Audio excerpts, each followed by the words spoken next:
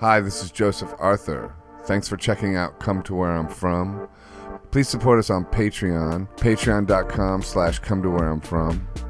We are an independent podcast, and any contributions you can make are greatly appreciated. So are you guys done with the record? Did you make a whole EP? Yeah, we made the EP, and we're recording all the time. We have a bunch of sort of stuff we're waiting to release, but the EP we finished several months ago. You know, we've just been waiting to. Where'd you record it? At 111 4th Avenue in Peter's makeshift studio apartment turned music studio. Yeah, that's where most studio. people make records now. Like, yeah, it's amazing how much you can pull off. Well, I guess we pulled it all off in there. We rehearse in there as well. It's like residential building that we make a lot of noise in. Yeah, the nicest neighbors in New York. And people don't complain? No. I mean, as long as we stay within business hours and don't make too much noise. My neighbor on across the hall is a poet from Columbia, and she's just like, turn it up, I love your music. She quotes our lyrics. Yeah, there's a what kind of glory are you looking for is a refrain from one song. We came out one day and she opened the door and she said, what kind of glory are you looking for? She's very into exciting. Yeah. You got to put her in a video. Yeah. She's kind of agoraphobic, so. Oh, really? Yeah. That means like you're afraid of wide open spaces? Yeah, wide open spaces and, well, I guess also heavily populated public spaces. Is that? Yeah, I just thought it was like afraid of going outside of your house. Like.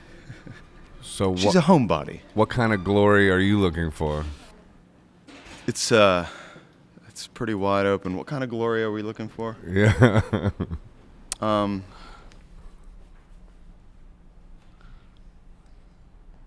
respect of the respectable.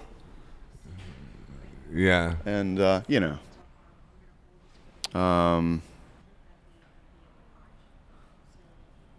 access to some sort of bliss button that I can press at will. Yeah. That doesn't come back to haunt you. Yeah, exactly. Because there are bliss buttons, but... Right. Yeah, some sort of like a organic, non-corrosive bliss button.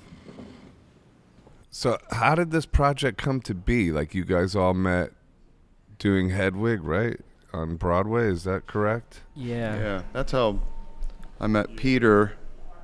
I'd only seen Matt like a couple times. I don't think you actually ever did the show while I was doing it. But I met you backstage one time. I was side stage. I think I was shadowing Justin at that time. Yeah.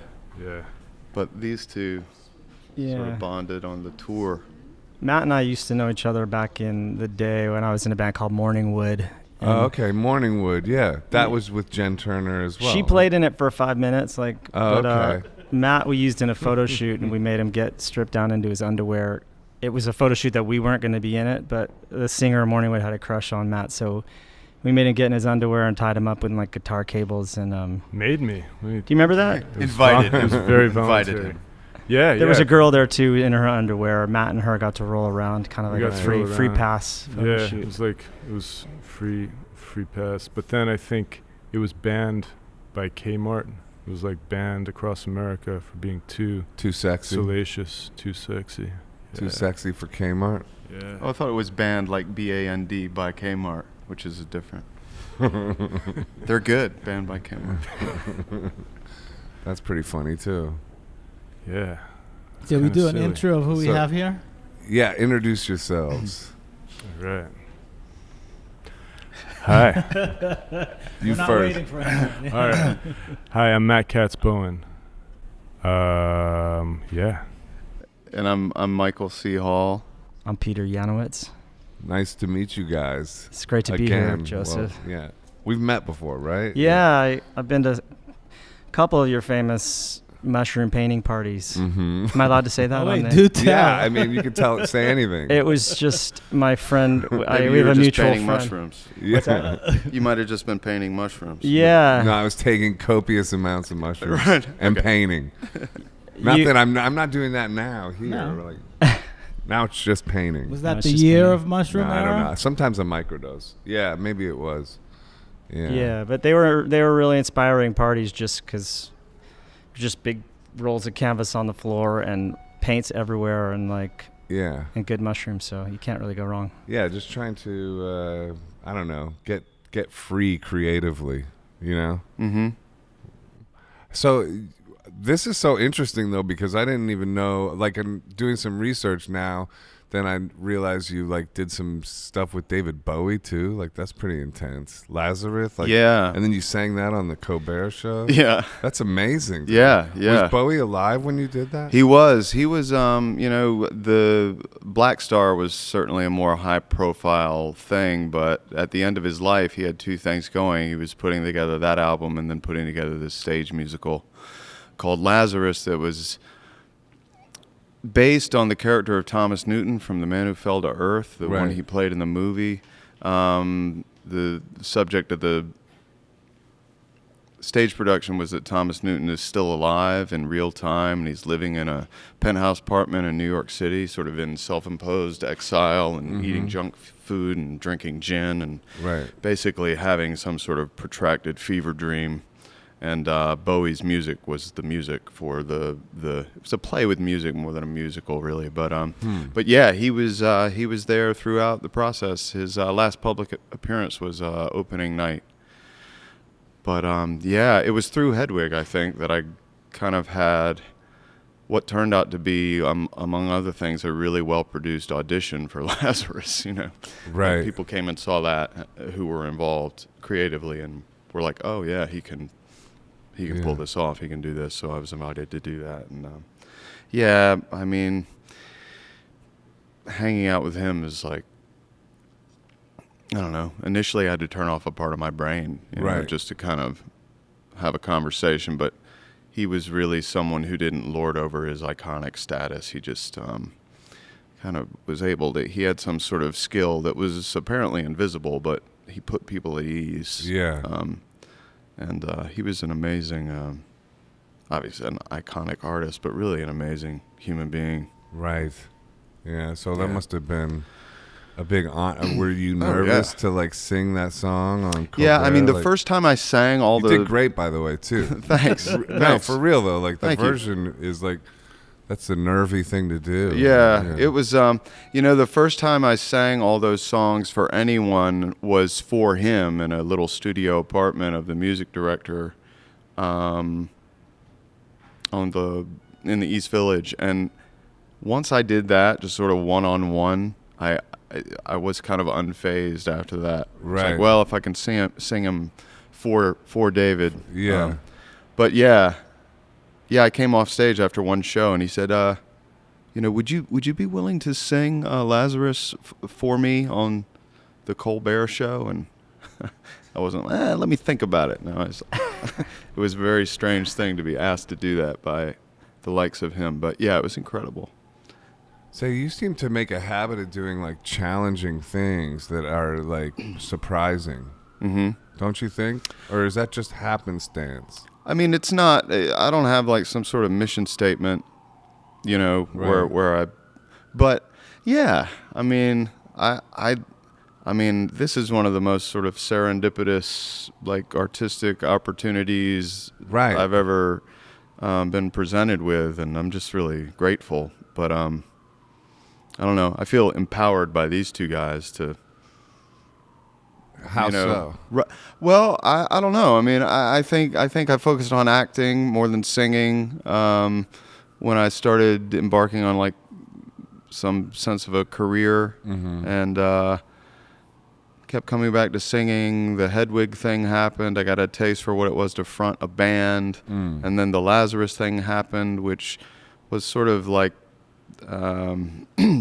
being tapped on the shoulder or something and saying, "Oh, maybe there's something here." Maybe there's something here." And then I just offered to sing on tracks that Matt and Peter were making, and it went well. I wrote some lyrics and on the spot, and it just clicked. And as far as being empowered, I mean, I think Peter was like, if you have any song ideas, sing them into your phone and sing them to me. And Right. And that's a sort of part of and remains a part of our writing process now. So Yeah. you're producing the music, or you guys We both do. both? Yeah. Oh, okay. We all kind of, and all three of us actually, we use some of the vocals that Mike sang into his phone in his bathroom at home, just in the actual master track. But yeah, we I don't think sometimes Matt does production on a track, sometimes I do. I end up doing all the vocals with Mike, producing the vocal with Mike, but it's very collaborative. We take Comp turns. vocals and stuff like that. Yeah. How deep do you go with that? Like, or is it like couple takes and then No. that, or you go like 10 takes and comp? Like, it varies. Well, we're also writing a lot while we're recording, so Yeah. we experiment. And Mike has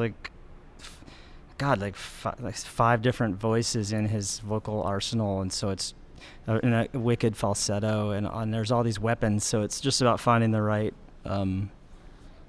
thing. But I remember the first time he came over, after I'd played him some stuff, he was like, "Hey, if you guys need a singer on some of this," and I was like, "Yeah, come over tomorrow." And he came over and just had it written, a couple lyrics on the way on a notepad or at home, and melodies just came out, and it was like one of those. And that song is called "Love American Style." It's going to be on our first EP, which comes out in March. So. And is the EP self-titled, the band name? 'Cause Yeah. that's a long band It's a name, mouthful, y'all. so we Princess figured I Leia. feel like we didn't- don't need a Butterfly title. Museum. Exactly. I feel like it's fine. It's enough Yeah. title. Yeah, if we do Princess the goes next to the record will be Butterfly Museum, Princess right? Goes to the Butterfly Museum again. Will be the Again? next- Oh, right. The next one. Nice. And did you get that? You got that from a friend's kid? She said that? or Yeah, it was something? my daughter. Oh, actually. your daughter. Yeah, okay. yeah. She said that. What Yeah. was the occasion with that? What was the occasion?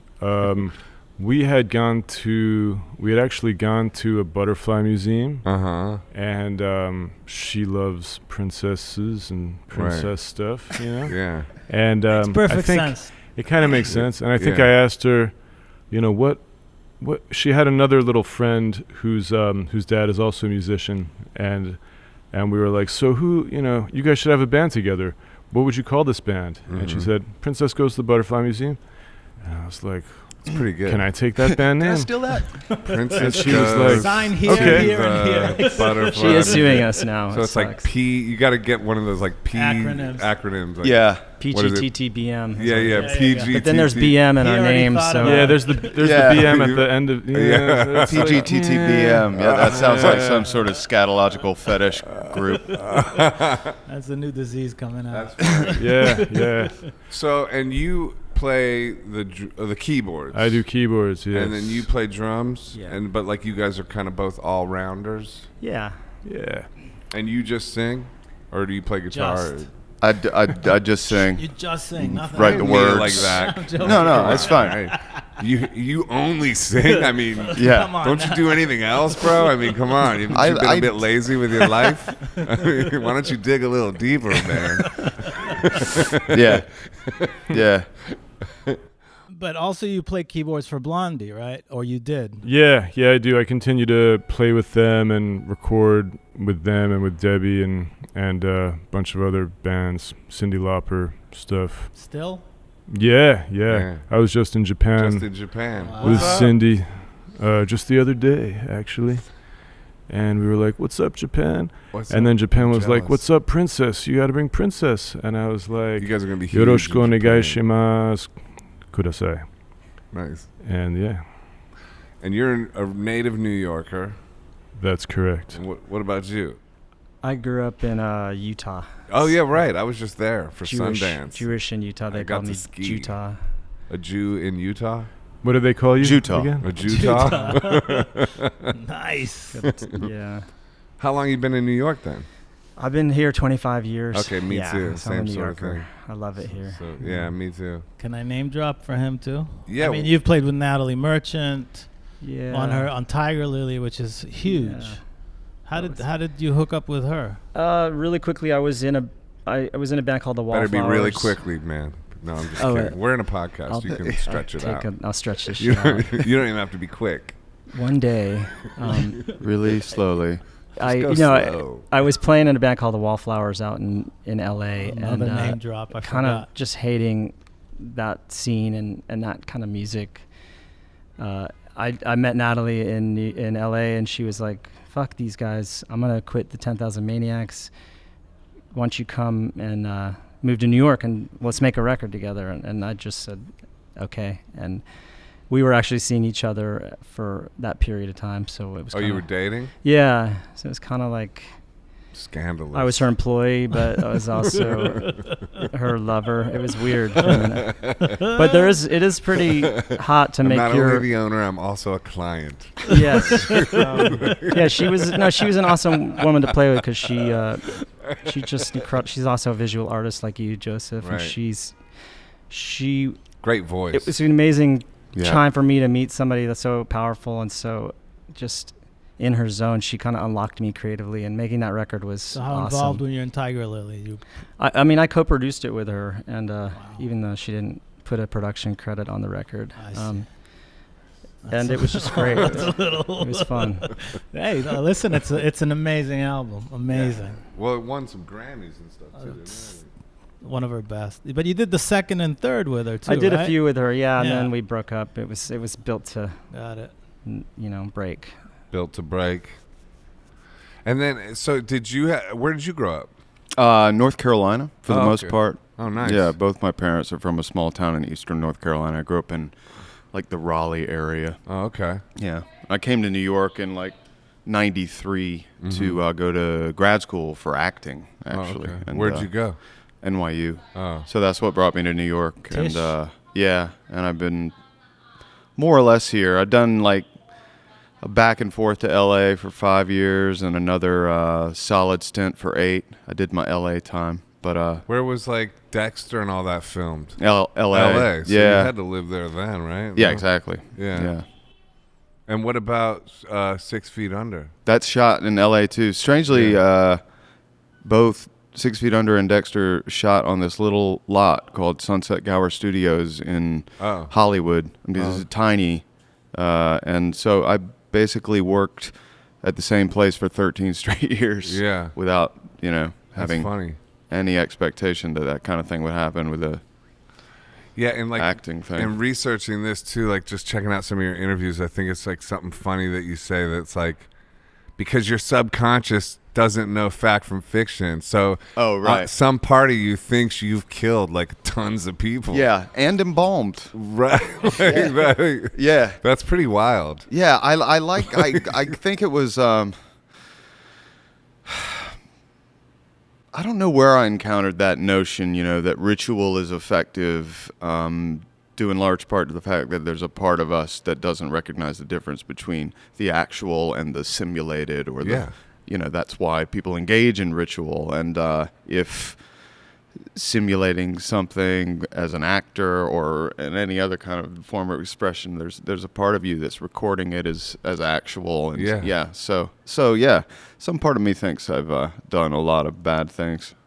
Yeah, even just somebody who's watched a ton of Dexter, like that it gives you ideas, Guilty too. you could be like, oh yeah, like just even like on that level, you're like, you could just do that, not that you would, but if you actually were acting that's kind of intense.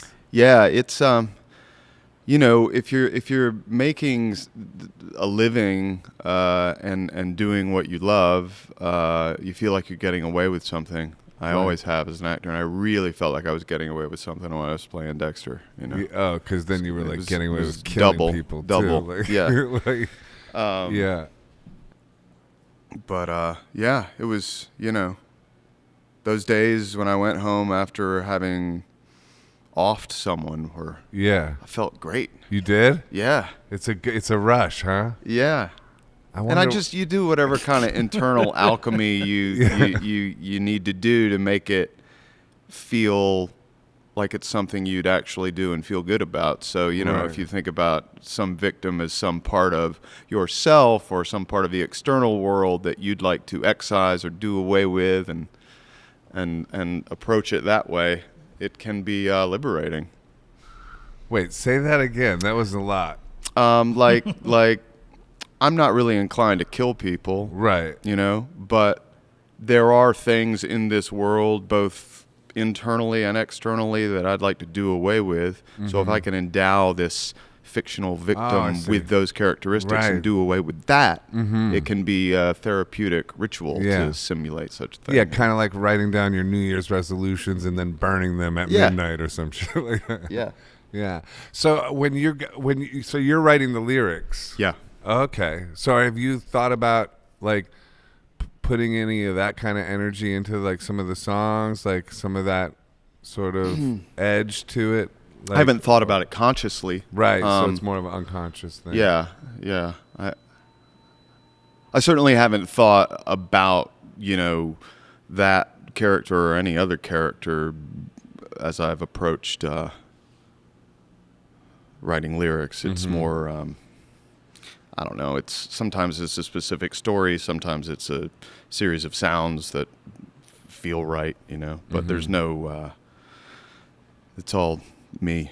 Right. And is this the first musical project that you've had, like original music? Yeah. That's cool, man. How do you, where do you think enables you to take chances in doing things such as this? Like, you know, so many people are just locked in their own limitations. What do you think about you has enabled you to like explore yourself this way? I don't know. I mean, I've never been one to like jump out of airplanes or anything, but if there's a daredevilish impulse, it's probably like a creative one. And a chance to do something that's scary is a chance to be invigorated, you know? Right. And so, but I don't know. I don't know. I don't risk, like, were your parents risk takers or anything? Like, do you see any reflection there? Like, not really. no. I mean, maybe I'm doing it for them, you know? Right. That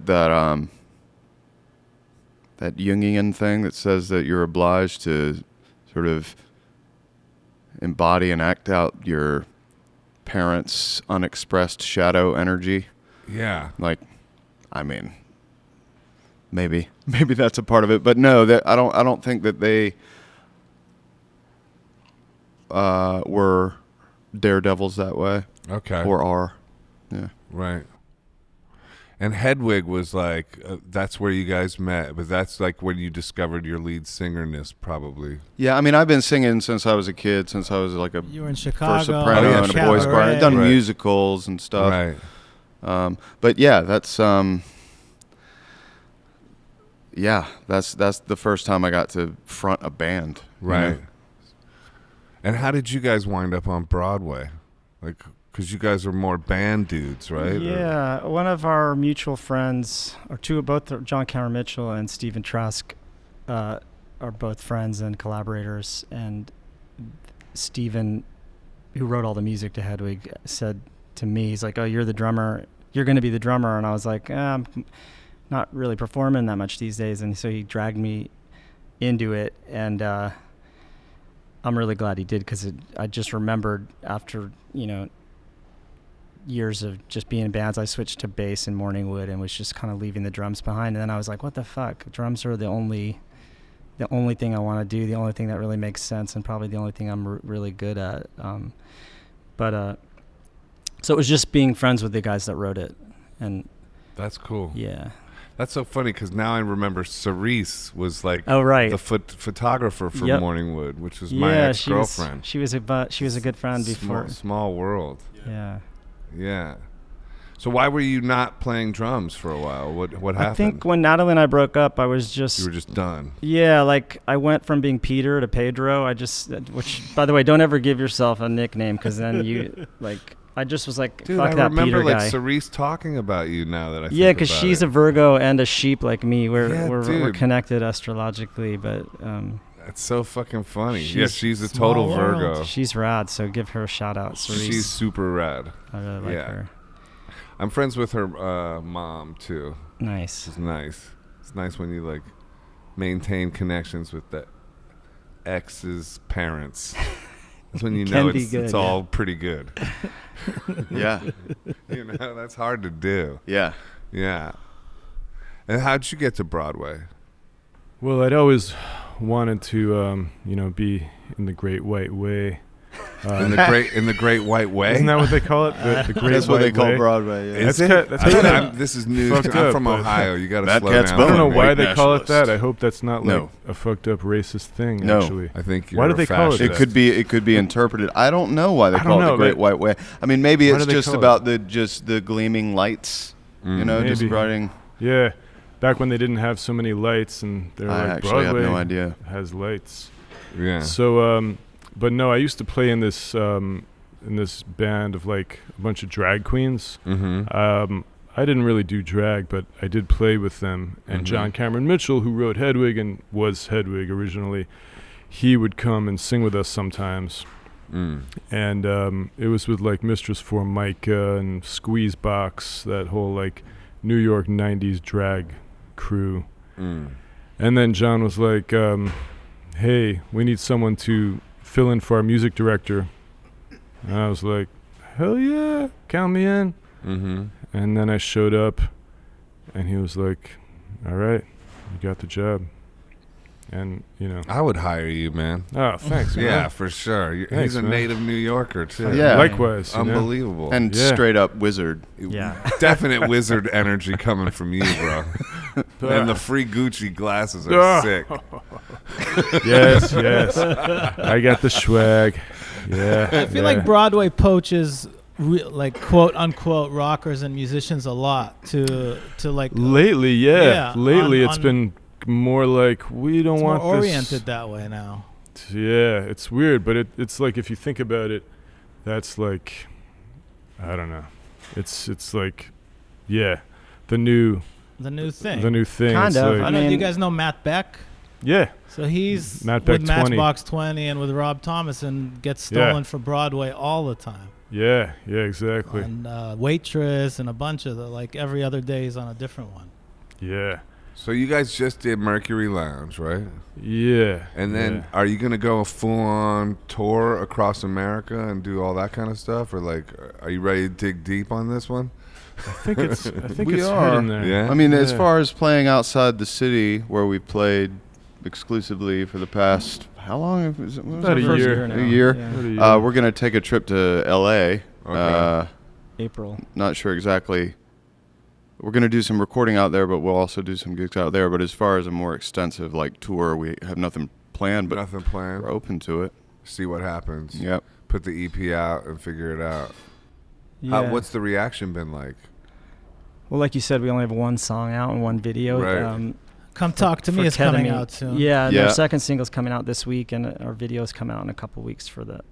But it's been good, and it's all been playing to people at our shows that have been kind of coming all year, and so they're starting to get to know the song. But a lot of people don't know the songs yet, that come to see us. What's the And, deal with Ketamine? Did you guys, like, you wrote that one, the lyrics Yeah. to it? Yeah. Have you ever taken ketamine? You don't have to answer. I've taken it therapeutically Uh-huh. in a psychiatrist's office. Interesting. It's something that I guess is happening more and more. But you take for depression. a therapeutic dose through an injection, and it really just takes you down for about an hour, and you Right. go on a mind adventure. Like you go in a K-hole, right? Like, Yeah, yeah. That's scary. It is, but the whole set and setting thing. Right. You know that you're in a safe place. Okay. Leaning back in an easy chair with some sort of curated soundtrack to accompany your Yeah. Your trip. trip, and yeah, I did that alongside someone on a couple of consecutive sessions, and that's part of what inspired the lyric. Okay. Yeah. And it was to treat depression. Yeah, in my case, yeah. I mean, I've sort of had a low-grade drizzle of that I've contended with, Forever. most of my Yeah, life, me too. as many As do. Right. Yeah. Anybody who's like, I have no idea what that might be like. I don't trust those people. Right. Have you been to planet Earth? Yeah. You Have you? you paying attention? Yeah. Anyway, yeah. It was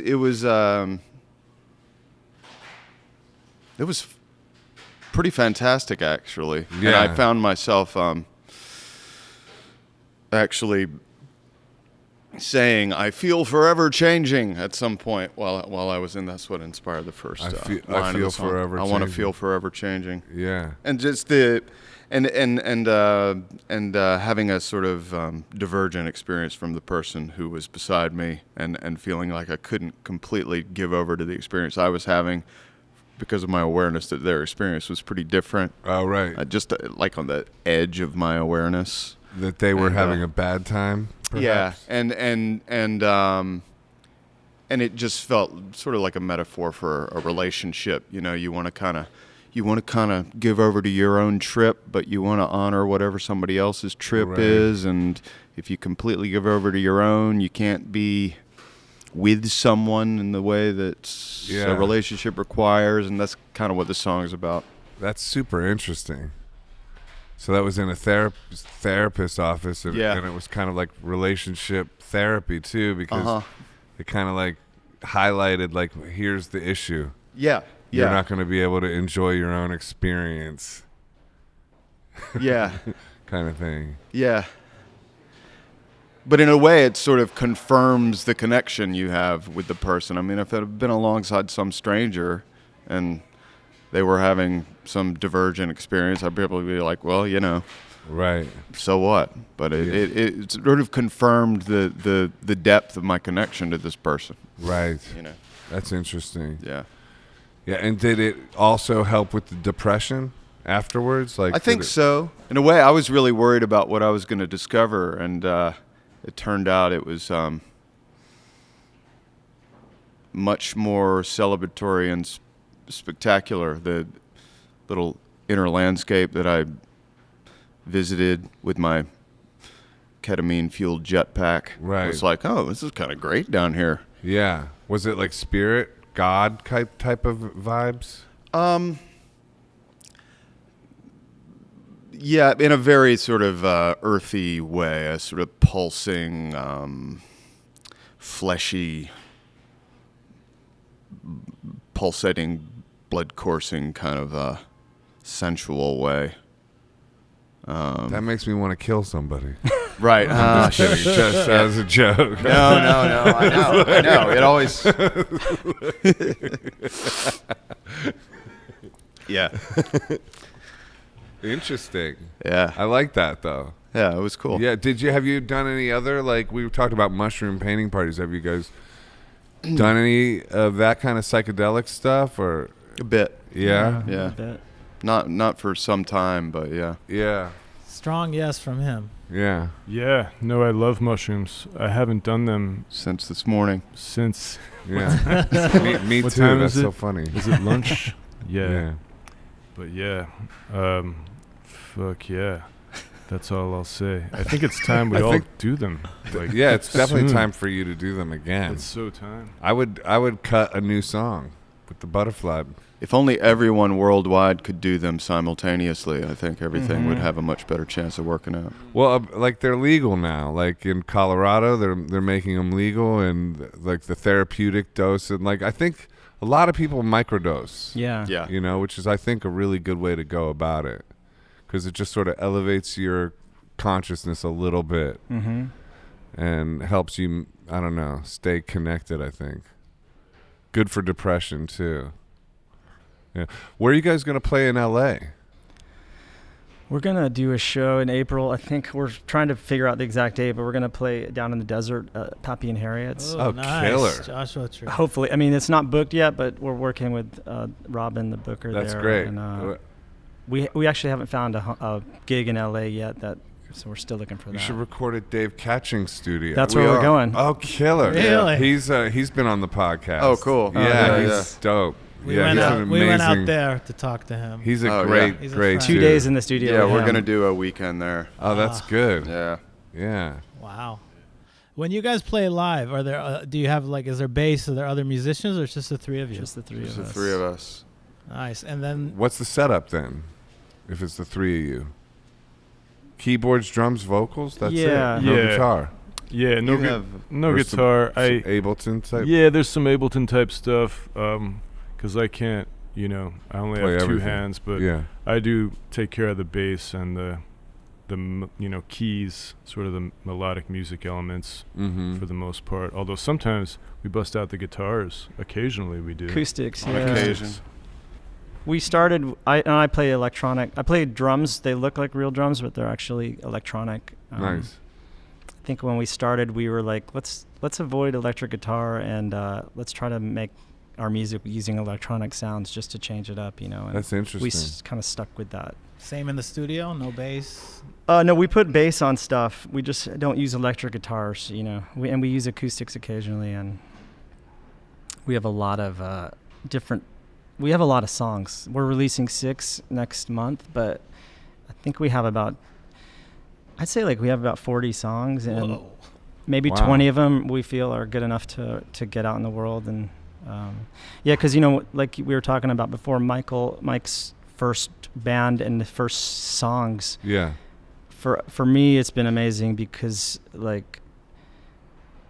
just to watch him sort of catch fire, writing his own stuff and Mhm. writing his first songs, it's just been incredible output. Just trying to keep up with it all. We haven't really stopped writing for.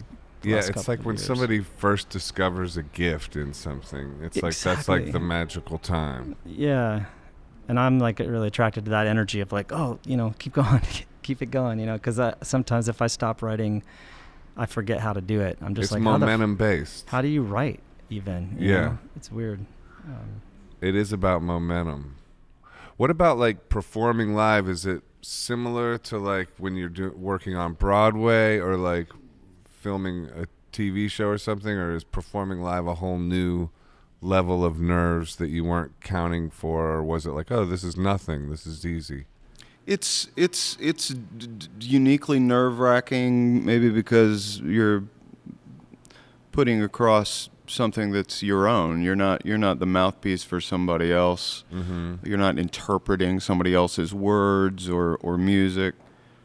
But that makes it all the more exhilarating as well. Right. I mean, my first experiences performing as an actor were on stage, and I trained to be a stage actor, and I acted on stage. So being on stage is something I'm Used familiar with, you Yeah. know. I mean, that the magic of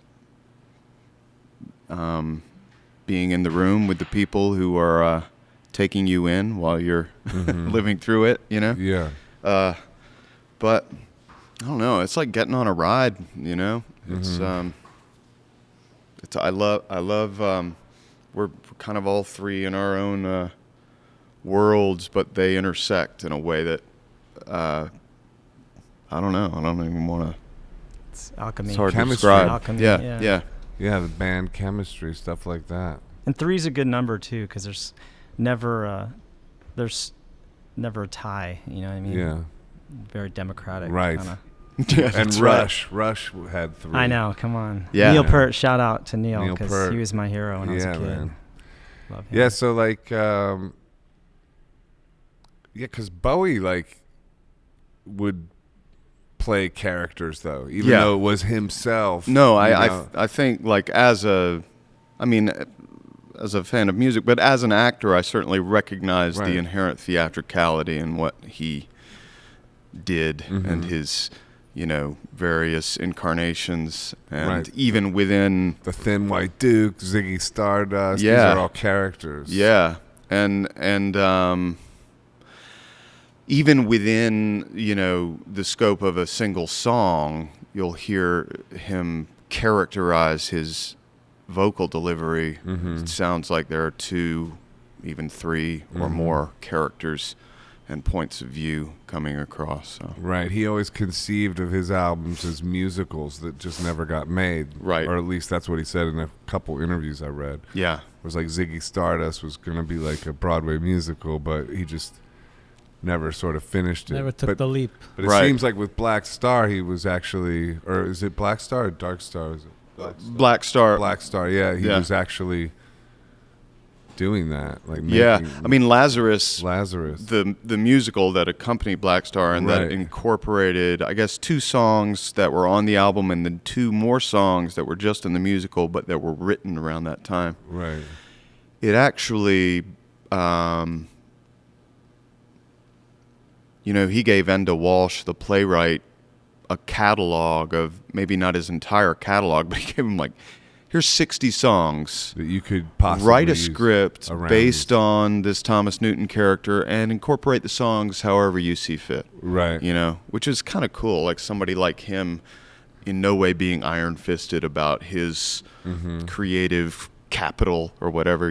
Just delegating and.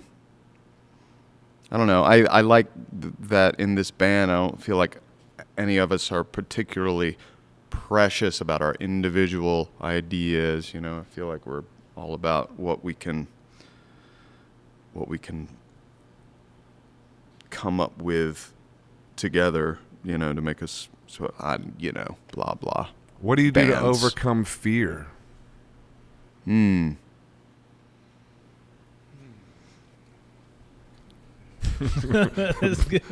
Let's start with you. I ain't afraid of shit.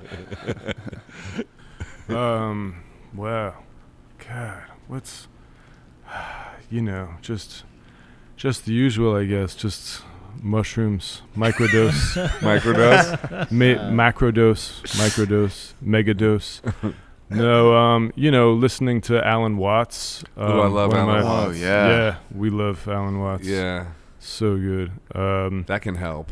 That can help, yeah. And meditating. Although he had all a that weird stuff. end, Alan Watts. What was his end? I think he was pretty much, I don't really know, but I heard that he was kind of caved into the booze towards the end. Yeah. Yeah, it's funny you when want your spiritual masters to ride on out it's into crazy. Ram Dass that shit all the way out. Yeah. But I don't think he Ram Dassed it. He I didn't think Ram Dass he it. went Keith Richards at the end. Yeah. Fuck Why it, not, y'all. though? I'm getting fucked up. Do you guys know the Tibetan Buddhist Chogyam Trungpa Rinpoche? Yeah. Another one who was kind of boozing it and coking it up At the end? I think throughout. Maybe some I think unsavory. throughout. Yeah, But and he Osho was apparently was a approaching it- pillhead. Well, Osho. Oh yeah.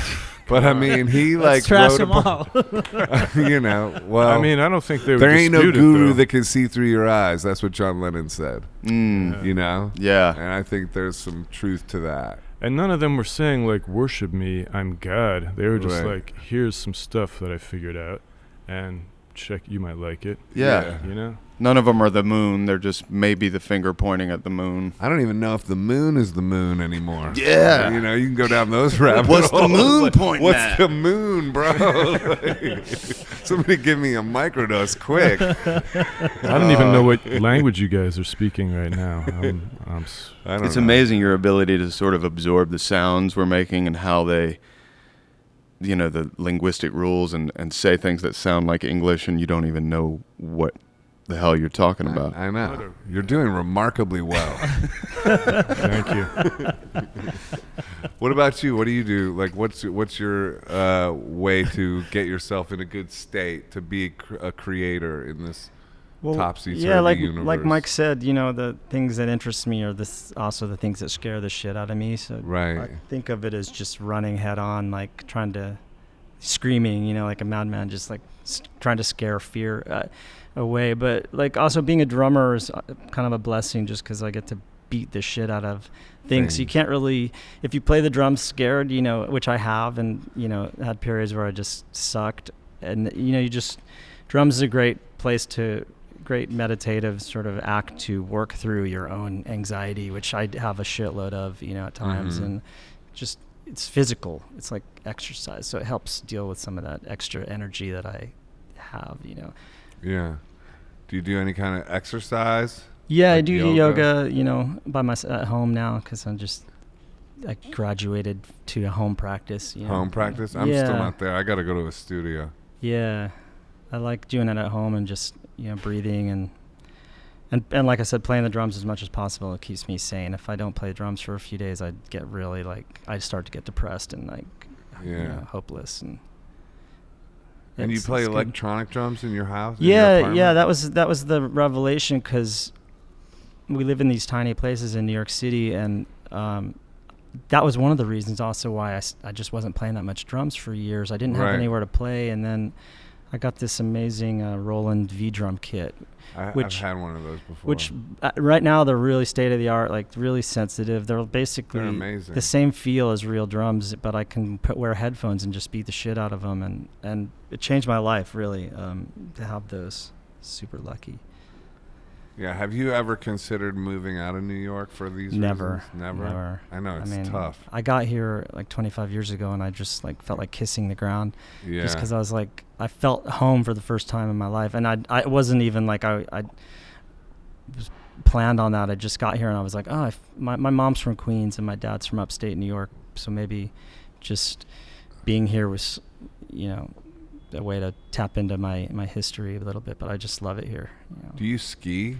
Snowboard and ski, yeah. And I go to Utah a lot. It's amazing there, dude. My parents still live there. I love it. Yeah. Yeah, like the mountains there is crazy. Were you just there Do you skiing? ski? Yeah, just I do, skied yeah. for the first time in like 10 years. Nice. At Sundance. I made because I've gone before to play at the cafe and all that.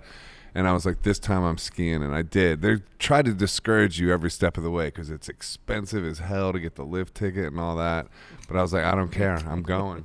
No, it's like $190. Really? Like, yeah, dude. Like, it's crazy expensive. But I was like, fuck it. I'm going. I have to.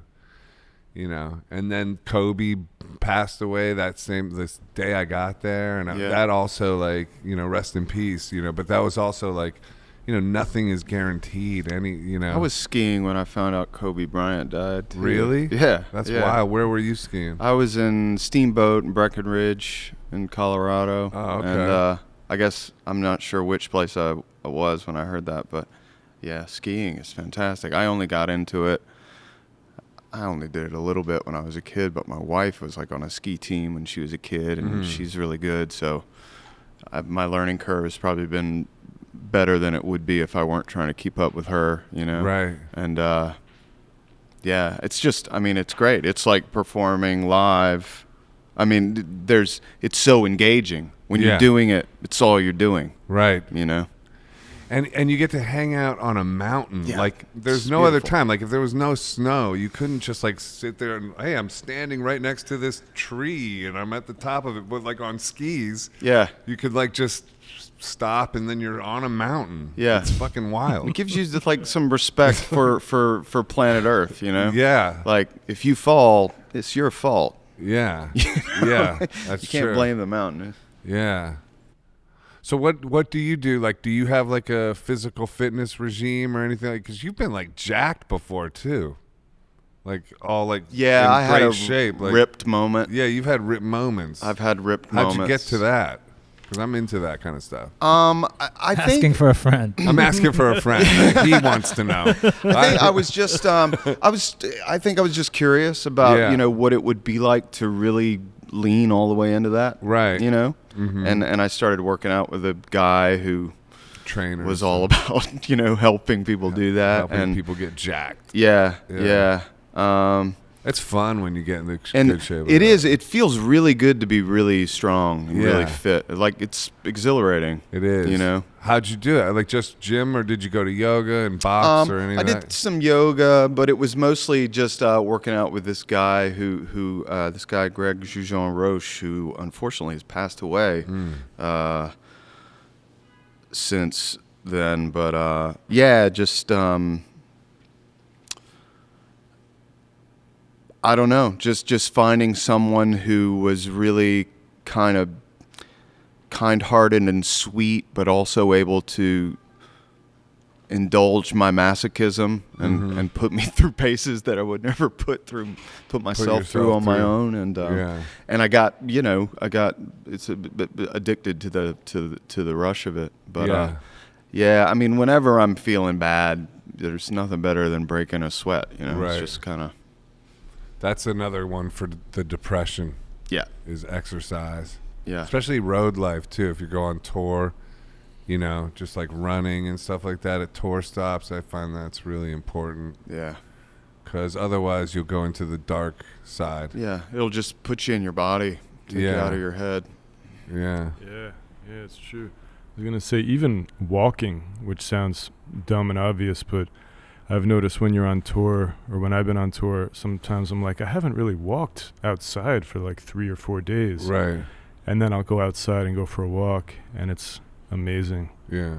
And so we're lucky we get to live in New York, where we walk pretty constantly, I think. Yeah, well, the brain arose to facilitate movement. That's what a biologist told me at a party. And it blew my mind. Yeah. Because it's like, it just like, the more you move, the better the ideas are. Mm-hmm. Yep. You know, like if you go on a run and you're like working on lyrics or something, like your brain is like, okay, cool, you're doing what I'm supposed to be doing, Mm-hmm. you know, and then it'll let me give you a good idea, Yeah. you know. And there's like no separation really between mind and body. Whoa. Exactly. I mean, but right, mind is body. You're right. And that's true. Yeah, it's true. Yeah. So who are some of like your big influences, musically speaking? Like what's the band, like is there like a kind of a list of influences that this band is kind of like inspired by, or is it just open-ended? I feel like let's see, we all kind of come together on a lot of things, but Black Sabbath, I think you'll hear. Did you hear some of. Ozzy's new song? No. The one with Elton John? No. Oh my God. That's really good. Damn. Cool. Very Beatle-y, very Oasis. Wow. Yeah. Yeah. Love Ozzy and Elton. Yeah. Yeah. Black Sabbath. Black huh? Sabbath, Giorgio Moroder for synths, and you know, we like to go down that route occasionally. Justice. Like Justice. The French electro. Yeah, I know who they are. With the Yeah. upside down cross, or is it? Yeah, right side they're up big cross? into the cross Yeah. Double vibe. cross. All that, you know, Kavinsky, he's dope. But then we have our sensitive side too. So you'll hear Cocteau Twins. You'll hear some Cocteau Twins. Yeah, you'll hear What some kind of synth are you My using? Bloody Valentine, Joni Mitchell. Synth-wise, what have we been doing lately? got that Nord 2. The we have the second Nord 2. What about the Moog 1?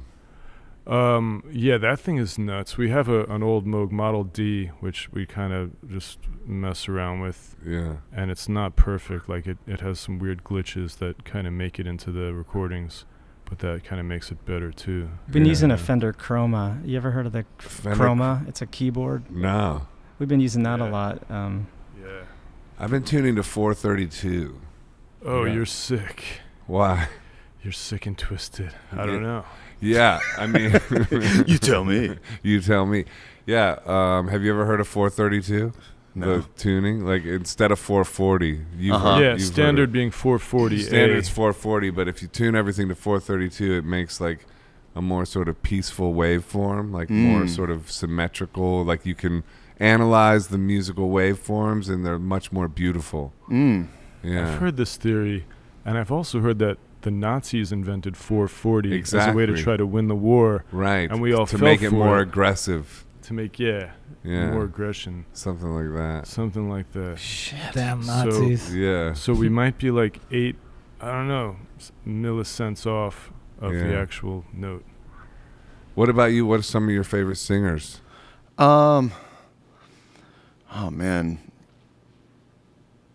Nina Simone. Mm-hmm. Bowie. Newsrat. Newsrat. I was on Real World Records, same Yeah. label as him for a while. Yeah, I mean,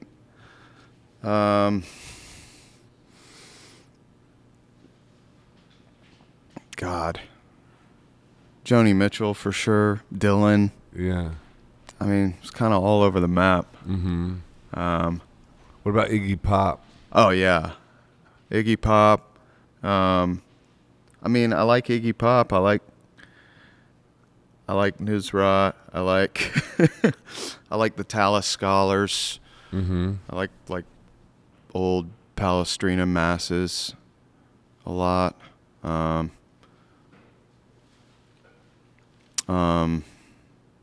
Billie Holiday. So jazz stuff too. Yeah, Johnny Hartman. I don't know who that is. He's a jazz vocalist. He's actually the only jazz vocalist that Coltrane ever recorded with. Oh, really? There's an album that they did together. He's like this rich baritone. How'd you get into jazz? I don't know. Just heard it and liked it, and yeah, I like. I don't know. I mean, I don't think my jazz knowledge is encyclopedic or anything, but I love Thelonious Monk and Coltrane. You know, I listen to that all the time. Did you come from a musical family? Not really. I mean, my mom sang growing up. I know that for a time she sang at weddings. You know, that was like a little side gig for her. I mean, she's a guidance counselor, educator, school teacher her whole life. But I think that's where I got, any singing voice I have from her. But no, not really. I didn't really don't come from a family of creative artists. Right. Man. So this is a weird segue, but I wanted to talk a little bit about like you surviving cancer. Mm-hmm. What did you do in order to overcome that? Like that's like a pretty impressive thing. Yeah, to overcome. I mean, I don't know. I always, to be honest, I don't like the sort of beat cancer language, you know? Okay, sorry. No, it's all right. Yeah. But I just don't feel like, I feel like the fact that I survived cancer has a lot to do with the fact that I had health insurance. Right. The fact that the lymph nodes that were affected, that it grew in the direction of the side of my neck, and so they poked out of my neck, and so I saw them early. Right. The fact that I got a kind of cancer that is beatable or not. Sorry to use that word again. Is treatable. I think it's a non-Hodgkin's lymphoma. Right. It's like one that they don't know much about in terms of why it happens, but they know a lot about how to treat it. But yeah, I did 6 months of chemo. Yeah. Once every 2 weeks, and then on the off weeks, I would do these injections to stimulate white blood cell growth in my bone marrow. Right. I don't know. When I found out I got it, I was like almost bemused because I was 38. I was about to turn 39. That's an age that I'd always anticipated because my dad died of cancer when he was 39. So I was like, and my mom had breast cancer and was a survivor, and everybody was worried about like, oh God, have you told your mother? And I wasn't worried about it. I told my mom that I had the diagnosis and that I was going to do chemo, and she was like, well, it's going to be a trip.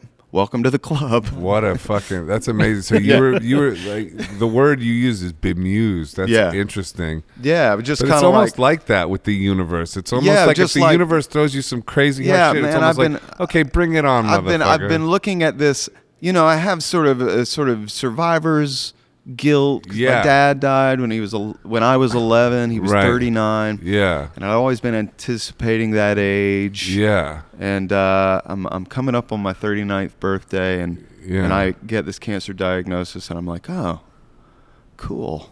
I guess this is what's happening. It kind of, if nothing else, it exploited the depth of my survivor's guilt, because my dad got cancer in 1982, and by the time he discovered he had it, he had masses in 4 organs, and the chemotherapy drugs were relatively so primitive then, and probably did as much to hasten his demise as it did to help him. Whereas I got it, and I found out that if I embarked on the course of treatment, I would probably be fine, and I was like, man, I just got JV cancer. Dad's the one who had real cancer. That's a good attitude. That probably helped you survive it. I mean, in a way, I felt like I won the cancer lottery. I thought that I would really get super healthy while I went through treatment and do a lot of meditating. But basically it was just day to day. I was just like, I'm just going to get through it. You know, a friend of mine Didn't said do something. visualization. Oh, sorry. Go ahead. No, a friend of mine said something really helpful. He was like, you know, sometimes like you're wearing jeans and you get caught in a downpour and you got wet pants, like wet denim jeans, and you can't take them off. He was like, you're going to have wet pants for like 6 months, but then you'll probably be able to take them off. And I was like, yeah, man, I just got wet pants. Wet it helped. pants. That helps. Yeah. But yeah, as far as visualization or anything, I think it was more just like taking it day to day. Like, what's the next thing I need to do? Right. And, what do the wet pants help? Like, because that's just acknowledging I'm going to be uncomfortable. Acknowledging that I'm going to be uncomfortable, that it's going to be a drag. Right. But that it's not, well, you know, one way or another, it's going to end, you know, it's going to be, so, yeah. Yeah, that's cool. And so not too much like visualization, white light healing your body type of thing, or... Because, I mean, I do that anyway, just like when No, I mean, I did try to, when I had energy, I tried to move my body. Right. And I tried to sweat, and I tried to just, you know, it was really, there were 2 chapters, maybe, the treatment that led up to the point where the cancer went into remission. Right. And then I had made a commitment to do treatment beyond that, and I did it. You know, the doctors were like, "You're otherwise very healthy, and you might as well really not just stomp on the bug, but squash it into the ground." You know, but it was at that point that I really felt like I was poisoning myself. You know, because it wasn't really attacking the cancer. The cancer was in remission, and it was at that point I was just like, stuff. I'm just beating the shit out of myself now. Right. So you stopped. But no, I went through it. I did the whole course of the 6 months. But right. Yeah. One of the most exhilarating times of my life is when I stopped doing chemo and all of a sudden my body could start regenerating and I felt like Superman. It was amazing. It's fascinating, isn't it? How the body regenerates. Yeah. But I don't feel like I beat cancer. I feel like I was an otherwise healthy person who found it relatively early, and it happened to be a cancer that, you know, doctors knew how to treat. Right. Yeah, that's interesting. Yeah. So do you guys do anything, practice of visualization, stuff like that? I'm just into that kind of shit, like Joe Dispenza, like that book You Are the Placebo, healing yourself, like, or I listen to Abraham Hicks a lot when I'm not listening to Alan Watts, the old drunk. You know, do you get into any of that? Abraham Hicks? Visualization? Like manifesting even what you guys are here now doing. Like, how do you think that came to be? Well, I definitely believe in the healing power of creation itself as being one of the greatest ways to heal yourself, you know. What do you mean? Just like, you know, making things. I learned, you know, way back in my 20s that, like, oh, I feel better if I make things. Like, I don't know. I didn't know that about myself until I got to a certain point, and then I realized, oh, like I feel better if I like let my creativity sort of express itself and encourage it and nurture it. I just feel better. I don't know if this answers what your question. I like where you're going with this. Yeah, but I mean, I'm sure you know, being a visual artist and a musician and multi-talented, it just feels good, you know, and it's like just. That's the one thing that I know it to be true, and you know, as much as possible, like, if I had one mission in my own life, is just to try to get my friends or people that come into my life to have that same revelation that I've had, you know, because it keeps working, you know. Yeah. Even, and hopefully it always will. Like, it's funny how like we get in our own way with it sometimes, you know, like where it's like all of a sudden it's impossible to like make stuff, and then when you get into that flow state again, you're like, it's so fucking easy. What was the big deal? You know? What about you? How do you keep your creative life alive besides those shades? Yeah. Well, yeah. The shades are a huge part of it. They're obviously. a big deal. Yeah, kind of. We should do a podcast about it. But I think we are right now. Yeah. I think Peter has that kind of enthusiasm that's very infectious. So once I started jamming with Peter, I was like, oh yeah, this is great, because I can go, record and do stuff on my own. But it was a while since I was just doing that type of vibe, like jamming and writing and co-creating. Yeah. And so that's been a great part of my life. Since that whole business started. But so Peter's like an angel. Pretty much. He's kind of a guardian angel over there, pretty much. But yeah, I mean, also like this morning, I just woke up and I practiced some piano, just some like Carl Philipp Emanuel Bach and Chopin Nocturne that I'm trying to learn, which is killing my left hand. It's B major. I think it's number 3 or something. And that always leads to more creativity a lot of the time anyway. Yeah. Yeah, just press record and then start improvising and then stuff kind of comes out. Do you ever like when you're doing that, like, because like I think we're similar, probably age-ish. I don't know. I'm probably older than you or something, but I don't mean to insult you or something. But I'm just saying, like, sometimes like when I'm like working on music still, and I've been doing this since I was a kid, I'm like, man, how lucky am I that I found this and I still like it, and still like engages you, Yeah. Like that's the big gift. Yeah. Like when I talk to young people now, I'm just like, look, if you have something you're passionate about, that is success.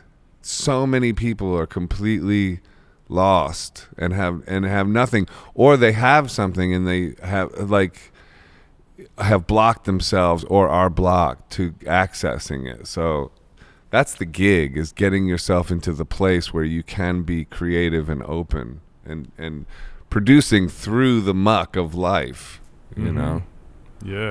That is one of the benefits of getting older too, is like, can you imagine having to go back and make those decisions when you were young to like dedicate your life to creativity? Like, it just seems like, I don't know, for me, it seems like scary to be young, in this world without growing up without computers and all that overstimulation of just, being forced to go out and play with the neighborhood kids, or just, when I was a kid, there was like one TV. It was like MASH or the Brady Bunch, or Mel's Diner. Or Mel's Diner, exactly. Kiss my grits, yeah. Yes, flow. Music thing now, because with acting and stuff, to be creative, it requires like getting a part, having a whole crew, like this whole big organization. But with this, now you it's almost like pocket-sized creativity. Right?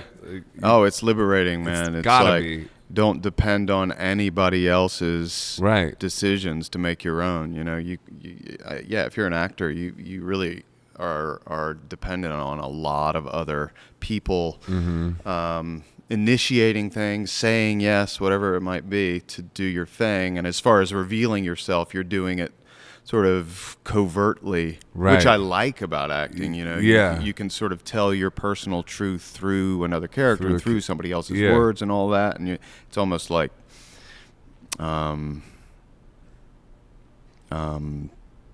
covert. But I mean, being able to, I feel like every time we make plans to go to the studio, Peter shows up and I'm already there, just like, can't wait. I love it.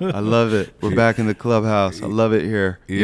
And there have even been times where Peter's come over and discovered, like, I didn't know you were going to be here. I'm just there, like, looking out the window. But no, it's I mean, I feel like I'm in some sort of state of creative grace. This is not something that I don't, and I think it's true for all of us. It says we weren't like, we should give it a shot. We should try to form a band. I mean, I think that's more often than not that is the case. One thing leads to another, and all of a sudden you're like, we got to come up with a name. That's where Matt's daughter came in. That's great. But yeah, man, it's amazing to be dependent on nothing other than whatever alchemy exists between the three of us. Or among the three of us. Is this the main focus for you guys moving forward, or do you have to juggle schedules with other projects that are going on, and like what does your agent think about you doing the band now? Do you like not take his calls, or what's your priority on that? Dissing his agent now. Well, My no, 'cause manager, I'm fuck sure you, bro. one of them band is now, someone dog. isn't happy in the situation. Everybody's happy, dude. Yeah, I mean, I think they're into it, but I don't know. My manager's into it. He put Ketamine on the hold music for his office, so that's cool. Subliminally, like getting it to everybody who calls my manager's office. They're like, "What is this?" You know what? I love the studio where time bends into weird directions. Have you noticed that? Like the time, like all of a sudden, if you spent 3 days in a studio, it seems like you've been there for like 3 weeks or something like that. Time does it do that in Broadway too? Time do weird things like that? It gets like Groundhog Day on Broadway because you basically live the same life every day, 7 nights a week or 6 nights a week. So it can be a little repetitive, but it's really fun. It's not something I ever thought like, oh, that's on my list of things to do. In fact, being in bands forever, like Broadway was kind of looked at as being a little bit cheesy, like Broadway, jazz hands, but but then doing Hedwig, which was one of the greatest shows ever written, it was like kind of like that Birdman movie coming to life, it just, there is something these theaters are so old and like dirty and haunted, and it's incredible. I highly recommend everybody. Is it still going? No, it only lasted a year and a half, but then Matt and I went on the Hedwig tour for like almost a year or 8 months, and cool, man. Yeah, we've been going for like an hour, I think right? you guys have another appointment, and you already gave us more than we asked for. So the album is coming out sometimes in March. The new single, "Come Talk to Me," is out this week, which whenever this episode is out, will it's an already EP be out. though, not a full. It's an EP, yeah. Are you gonna do a series of EPs? We're not sure, maybe we'll do just like a song a month kind of thing, another EP. Yeah, maybe this a full desert length. recording We'll see. with Dave Catching will be its own like little EP. That's gonna be That's great, gonna be magic. dude. Yeah. No, Magic. that's gonna be fucking rad. We're excited. Have you ever worked with Dave? Yeah, I've been to that studio and I've recorded there, but I haven't worked with Dave. But we're talking about doing a project called The Manifestors, where we discussed it on the podcast, where like the idea is that like words are really powerful, and you talk things into being, and like especially like with songs, there's some real power. So we were just gonna write a whole bunch of songs like saying, "I love my new mansion," I fucking love driving my Porsche. Man, put it out there. Like that's material, but like just Manifest. the manifestors, just manifesting positive. It's true though when you put that shit things, out. It is true. It's like I'm more thoughtful of that, like the words you speak and how you speak things into existence. Yeah. Do you think like that? Yeah. I do. Just writing a song right now. Cut it. I do. Do. Doing some Neil Peart air do. drumming. Tom Sawyer. Favorite Neil Peart lyric. I know, because he wrote the lyrics. right. The I mean, trees. Tom Sawyer. Sawyer. 2912. Limelight. Tom Sawyer's legend. Hemispheres is one of my favorite. Yeah. All right, cats. Well, thank you, man. Listen, Thank you so thanks for much. doing Thank you it. I guys. know this is a strange little podcast we got going No, on. man, I this love is We'll So do great. all of much our better shit than in here, we man. were thinking. Okay, good. Far exceeded our I'm expectations. I'm glad. I'm That's happy what to we hear aim that. for. And when's the next New York show? I want to come see the March band. 12th. March 12th. Mercury Lounge again. Mercury Lounge. We'll let Okay, you know, I think yeah. I can we'll do that. Come and be our guest. I'm getting ready to go on tour for 2.5 months in mid-March, but I think I'll still be there. Yeah, you're leaving on the Dude, 14th, those maybe. shoes are insane. Thanks, man. Nice. You too. Oh, thanks, man. Your socks. Oh, where Princess you goes to going the on? Butterfly Like Museum. Wonder Woman Yeah. plain shoes. Yeah, exactly. Yeah, Invisible. invisible shoes. And All right, guys. Congrats on Thank your you. residency here, man. Oh, Yeah, thanks, this is man. so cool. This Yeah, place it's is pretty interesting. I transformed. appreciate that. Yeah. All right, guys. Thank you. Thank you. See you Thanks later. a lot. Yeah.